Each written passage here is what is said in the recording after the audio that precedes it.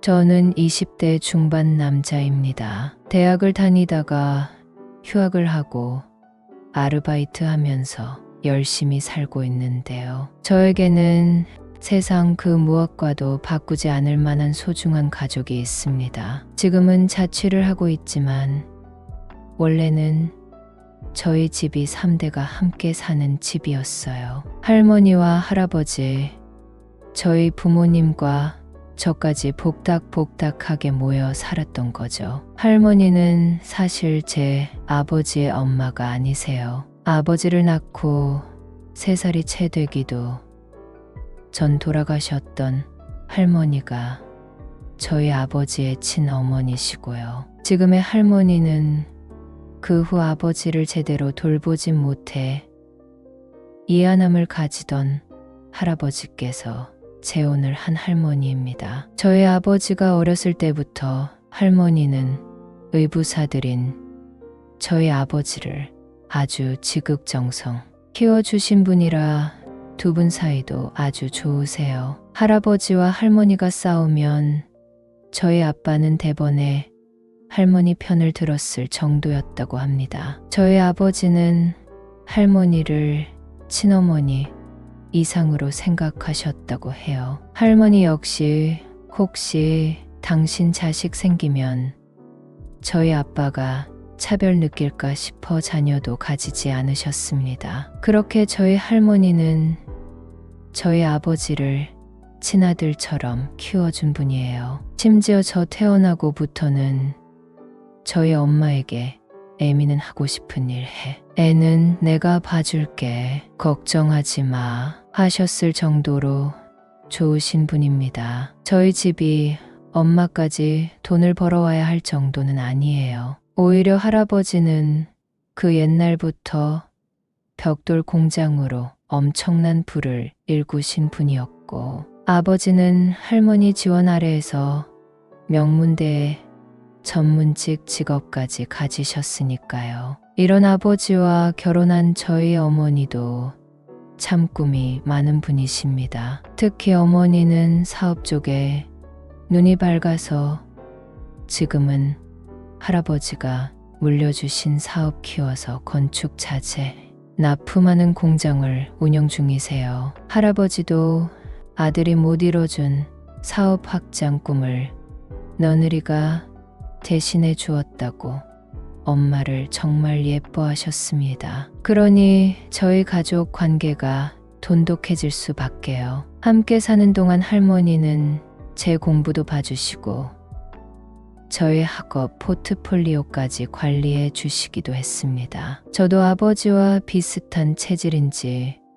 몸 쓰는 일보다는 공부가 적성에 맞아 아버지의 대학 후배가 되었습니다. 완벽하게 같은 직구는 아니지만 언젠가 저도 전문직으로 취업이 가능한 학과예요. 제가 이렇게 좋은 대학 들어올 수 있었던 건 다 할머니 덕이라 생각하고, 자취하고 난 후에도 집에 자주 찾아가 가족들을 뵙곤 했습니다. 그러던 어느 날 갑작스럽게 저희 할아버지께서 암 판정을 받게 되셨습니다. 평생 술은 입에도 대지 않으셨던 분인데 간암 판정을 받으셔서 저희 가족이 정말 힘들었어요. 엄마 아빠는 여전히 바쁘신데 할아버지는 얼마 남지 않으셨다는 소식을 들어 저희 가족들 모두 우울했습니다. 그래도 할아버지는 처음 6개월 정도 남았다 들었지만 2년 가까이를 버텨주셨습니다. 할아버지는 가족들을 위해서 할 수 있는 데까지는 치료를 해보겠다며 늠름하게 치료를 받으셨는데요. 결국 저희 할아버지는 2년간 투병 생활하시다가 만에 돌아가셨습니다. 어쩌면 사랑하던 손주를 보고 싶어서 견디실 수 있지 않았나 싶어요. 저희 부모님께서도 저에게 할아버지가 뭐 보고 싶어서 치료 잘 받으신 거야 하며 비통해 하시기도 하셨고요. 그렇게 할아버지 장례를 치르고 저희 할머니는 분가를 선언하셨습니다. 저희 아빠, 엄마는 극구 말리셨지만 할머니께서는 이제 너네도 다 컸고 나도 친구들이랑 좀 놀자. 가끔 들여다 봐주면 돼. 내가 어디 죽는다던 하면서 씩씩하게 집을 구해 나가셨어요. 아무래도 할머니는 저희 엄마 아빠를 배려하셨던 거겠죠. 실제로 괜찮아 보이셨고 친구분들과 크루즈, 유럽 여행까지 다녀오며 저희들에게 선물을 주시곤 했습니다. 저희는 할머니가 잘 지내고 계시는 줄 알았어요. 그런데 어느 날 저희 엄마에게서 전화가 와서 받아보니 할머니가 지금 좀 편찮으신 것 같네. 네가 할머니한테 좀 가볼래?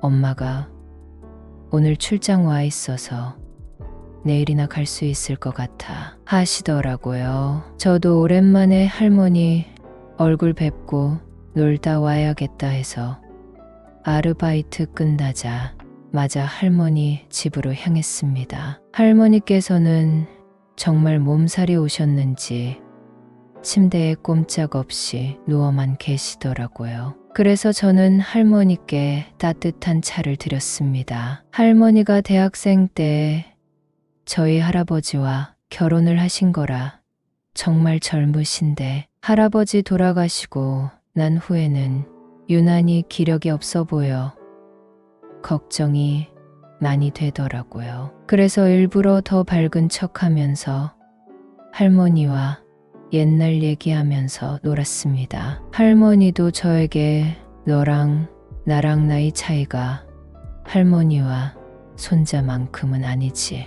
막내 아들 정도 되려나. 너는 정말 손주가 아니라 내 아들처럼 키웠어. 하시면서 저를 토닥거려 주시더라고요. 저도 괜히 옛날 생각이 나서 할머니에게 안겨 있다가 깜빡 잠이 들었습니다. 눈 떠보니 벌써 밤 12시가 다 되어가서 낙차 끊기기 전에 나가야 할 것 같아 할머니를 깨우지 않으려고 조심스럽게 움직여서 침대 밖으로 벗어나려 했는데요. 그때 할머니가 조용히 저를 부르더라고요. 그러면서 저에게 오늘은 여기서 자고 가. 내가 요즘 참 외롭고 무섭다 하시는 겁니다. 그렇게 분가를 반대하던 저희 엄마, 아빠 앞에서는 큰 소리 떵떵 치셨던 할머니였지만 사실은 외롭고 무서우셨나 보구나 싶어 저도 다시 누웠습니다. 저도 할머니 마음을 몰라준 것 같아서 할머니의 손을 꼭 잡고 누워 있었는데 할머니께서 갑자기 저를 향해 돌아 누우시더군요. 그래서 저도 고개를 돌려 쳐다봤는데 할머니께서 저에게 우리 오이는 어쩜 이렇게 잘생겼을까? 키도 크고 하셨습니다. 그러면서 할머니는 제 등을 토닥여 주셨어요. 저는 간지럽다 하면서 할머니 손을 떼어냈는데 할머니의 손이 향한 곳은 정말 놀라웠습니다. 할머니에게 괜히 미안한 마음이 들어 저는 돌아 누웠어요. 막 웃으며 저를 장난삼아 괴롭히고 있었던 할머니께서도 잠시 날이 없어지셨는데요. 그러다 어느 순간 제 손을 잡은 할머니는 대담한 행동을 하셨습니다. 저는 당황스러웠지만 할머니께서 이끄시는 대로 자연스럽게 따라가게 되었습니다. 처음에는 할머니와 이래도 되는 건가 싶었지만 막상 시작하고 나니 멈출 수가 없었습니다. 할머니는 저를 어렸을 적 공부를 가르쳐 주실 때처럼 자상하게 저를 이끌어 주셨어요. 아침에 일어나 보니 어젯밤 일이 다 꿈인가 싶을 정도로 평화롭더라고요. 여느 때와 다르지 않게 할머니는 늦잠 자고 있는 저를 깨우셨고 저희는 함께 늦은 아침을 먹었습니다. 할머니는 저에게 바쁠 텐데 와줘서 고마워 하시면서 용돈까지 챙겨주셨어요. 할머니에게 저는 죄송해요. 제가 여기까지 말했을 때 할머니는 그만 말해. 젊은 우리 손주 힘들까봐 할머니가 스트레스 풀어준 거야. 그 덕에 나도 외로움을 달랠 수 있었어. 서로 미안해하지 말자.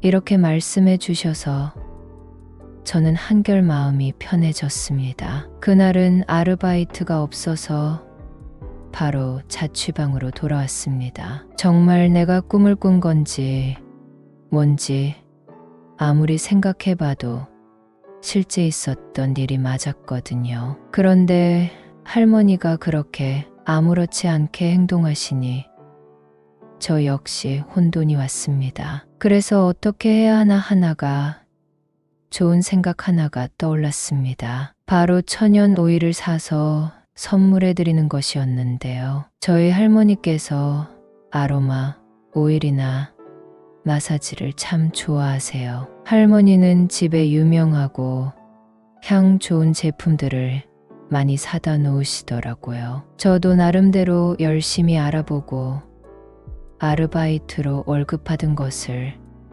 쪼개 비싼 천연 오일을 샀습니다. 마침 얼마 후가 할머니 생신이라 가족들이 다 모이기로 했는데 그때 드리면 되겠다고 생각하면서요. 그때까지는 할머니에게 따로 연락을 하지 않았습니다. 저는 약간 혼란스러웠으니까요. 할머니도 저를 어렸을 때부터 키워준 분인데 좀 당황스러우셨을 것 같았어요. 그렇게 할머니 생일이 되어 레스토랑에 저희 가족들이 모두 모였습니다. 간단하게 밥을 먹고 케이크를 준비해 생일 축하 노래를 부른 그 할머니 생일 선물을 드렸는데요. 생일 선물을 하나하나 풀어보던 할머니께서 제 선물이 천연 오일인 것을 보고 눈에 띄게 놀라시더라고요. 가족들도 다 할머니에게 왜요? 오이 선물이 마음에 안 드세요? 물어봤습니다. 당연히 할머니께서는 아니, 내가 예전에 쓰던 거라 반가워서 그랬지.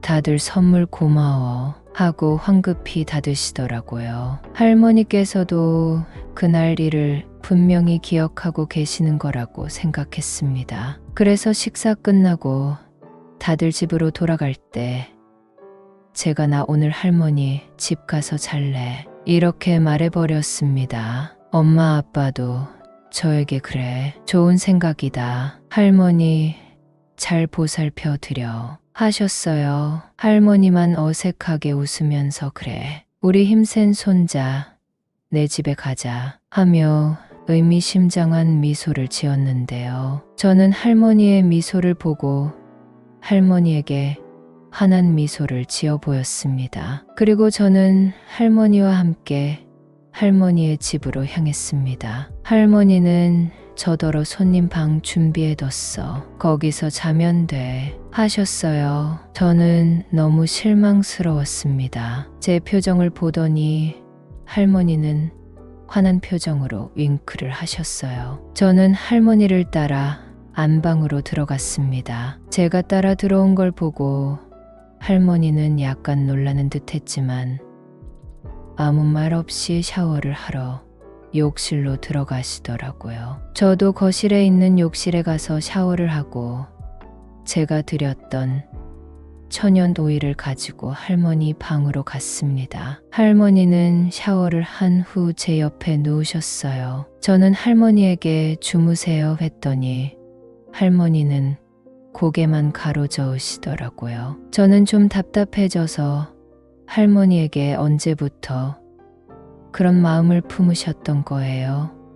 라고 물어봤습니다. 할머니께서는 당황해 하시면서 그런 마음을 품었던 게 아니야. 그날 순간적으로 그렇게 된 거지 하셨습니다. 저도 어떻게 해야 하나 했는데 할머니도 저에게 오일은 일부러 사온 거니?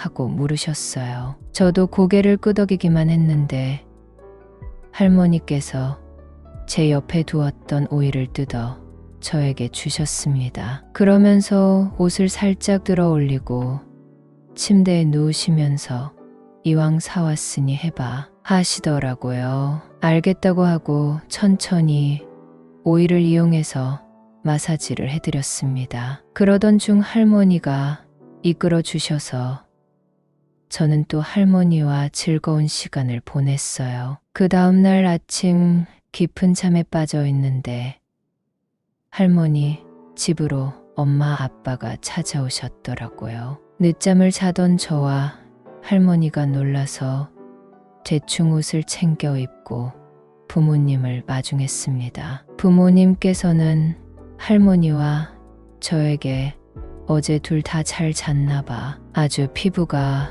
반질반질하네 하셨습니다. 그러고 도시락으로 싸온 미역국과 반찬을 꺼내 다시 한번 할머니 생신을 축하해 드렸는데요. 부모님이 눈치를 챘나 싶어서 심장이 두근거렸는데 저희 부모님께서는 꿈에도 모르고 계시는 듯 하더라고요. 부모님이 돌아가신 후 할머니도 깊은 한숨을 내쉬었고 저도 안도했습니다. 그러고는 그날 오일 마사지를 핑계로 할머니와 즐거운 시간을 몇 번 더 가졌습니다. 할머니는 저에게 공손한 태도를 보여줍니다. 저와 눈이 마주칠 때면 눈을 가늘게 뜨며 환한 미소를 보여주는 할머니의 모습이 눈부실 정도로 아름답습니다. 할머니가 내 아버지를 낳아준 분이라면